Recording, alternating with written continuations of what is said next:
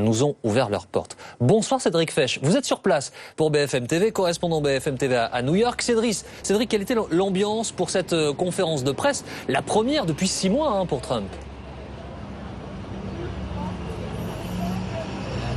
Écoutez, on a retrouvé l'ambiance qu'il y avait ici à New York en novembre lorsque Donald Trump a été élu. C'est-à-dire Donald Trump ici, dans sa Trump Tower, vous l'avez dit, bon là il y a un bus, ça tombe mal, mais au cœur de Manhattan et en face, eh bien, les journalistes des télévisions du monde entier. Je vais vous les montrer, tiens.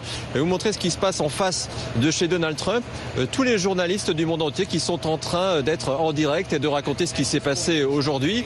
Et puis on a aussi régulièrement des manifestants qui passent dans la rue. Et puis on a même, vous savez, ce fameux Cowboy, le cowboy nu de Times Square qui vient nous rendre visite. Il passe ses journées ici. Quant à l'intérieur, là, juste derrière moi, c'est là qu'a eu lieu la conférence de presse ce matin. Écoutez, une ambiance atypique pour le moins, avec un président élu des États-Unis qui pointe du doigt un journaliste en lui criant dessus que ses informations sont fausses.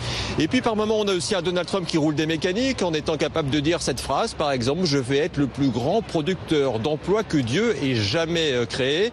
Ça tranche radicalement avec son prédécesseur que j'écoutais encore hier soir à Chicago, Barack Obama, pour son discours d'adieu, et qui lui semble peser chaque mot qu'il utilise. Cédric Fesch à New York. De New York, nous allons retrouver notre autre correspondant, c'est Jean-Bernard Cady à Washington.